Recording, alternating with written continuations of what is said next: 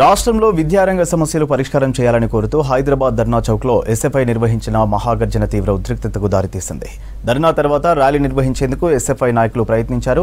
అయితే ర్యాలీకి అనుమతి లేదని పోలీసులు అడ్డుకున్నారు. దీంతో ఎస్ఎఫ్ఐ నాయకులు పోలీసులకు మధ్య తోపులాట జరిగింది. పరిస్థితి ఉద్రిక్తంగా మారడంతో ఆందోళనకారులను పోలీసులు అరెస్ట్ చేసి స్టేషన్కు తరలించారు. తమను అక్రమంగా అరెస్టు చేశారని ఫైర్ అయ్యారు ఎస్ఎఫ్ఐ రాష్ట్ర అధ్యక్షుడు నాగరాజు. విద్యార్థుల సమస్యలను పరిష్కరించడంలో రాష్ట్ర ప్రభుత్వం విఫలమైందని ఆరోపించారు. రేపు రాష్ట్ర బంద్కు పిలుపు ఇస్తున్నట్టు చెప్పారు.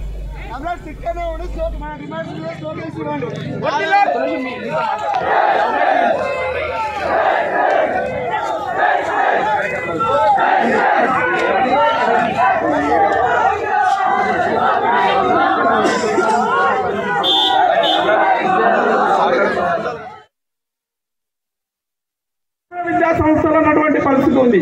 ఈరోజు గురుకులాల్లో చదువుతున్నటువంటి విద్యార్థులు వరుసగా ఆత్మహత్యలు చేసుకుంటే ఏ ఒక్క మినిస్టర్ కానీ, ఏ ఒక్క ఎమ్మెల్యే కానీ, ఏ ఒక్క అధికారులు కానీ గురుకులాలు సందర్శించినటువంటి పరిస్థితి ఈరోజు తెలంగాణ రాష్ట్రంలో లేదు.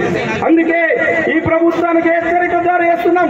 ఖచ్చితంగా విద్యారంగ సమస్యల పరిష్కారం కోసం తక్షణమే చొరవ తీసుకోవాలని కూడా ఈ సందర్భంగా తెలియజేస్తున్నాం. చివర ఉన్నటువంటి విద్యార్థి మిత్రులందరూ కూర్చోవాలి, సహకరించాల్సిందిగా కూడా ఈ సందర్భంగా కోరుతూ, తెలంగాణ రాష్ట్రంలో ఉన్నటువంటి ప్రధానంగా ఈరోజు తెలంగాణ రాష్ట్రంలో ముఖ్యంగా నూతన జాతీయ విద్యా విధానం పైన దేశవ్యాప్తంగా ఈరోజు పెద్ద చర్చ జరుగుతుంది. ప్రైవేట్ కాలేజీలో చేర్చుకుంటారు, గవర్నమెంట్ ఇచ్చిన రియంబర్స్ రాదు. మీరు ఫైనల్ ఇయర్ పై పాస్ అయిపోతారు, ఇంకో కోర్సులో చేరదామంటే సర్టిఫికెట్లు కావాలి.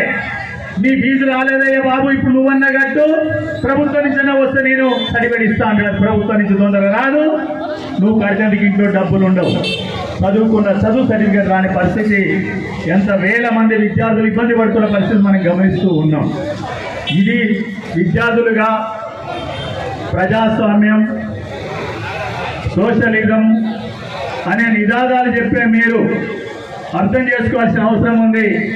చదువాలే, పోరాడాలనే లక్ష్యంతోనే స్టూడెంట్ ఫెడరేషన్ ఆఫ్ ఇండియా పనిచేస్తుంది.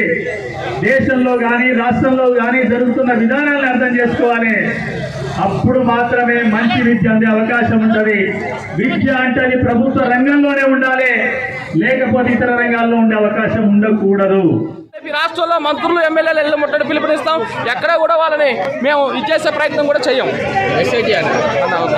అంటే ఈ రోజు పోలీసులు దులమంటారా? పోలీసులు ఈ రోజు అప్రజాస్వామ్యం వ్యవహరించారు. ఇది చాలా దుర్మార్గం. ఖచ్చితంగా పోలీసులు ప్రభుత్వం మధ్య వార్తగా ఉండాలి, సమస్యలు పరిష్కారం చేయాలి. నిర్బంధంగా అరెస్ట్ చేస్తే మాత్రం ఇది మేము ఖచ్చితంగా రేపు రాష్ట్ర వ్యాప్తంగా పిలుపునిస్తున్నాం. హైదరాబాద్, తెలంగాణ రాష్ట్రంలో అన్ని జిల్లాలు రేపు నిరసన కార్యక్రమాలు పిలుపునిస్తామని ఎక్కడి నుంచే రేపు రాష్ట్రం మొత్తం విద్యార్థులు రోడ్ల మీదకి వస్తారు. పోలీసుల జులుమంటారా మీరు?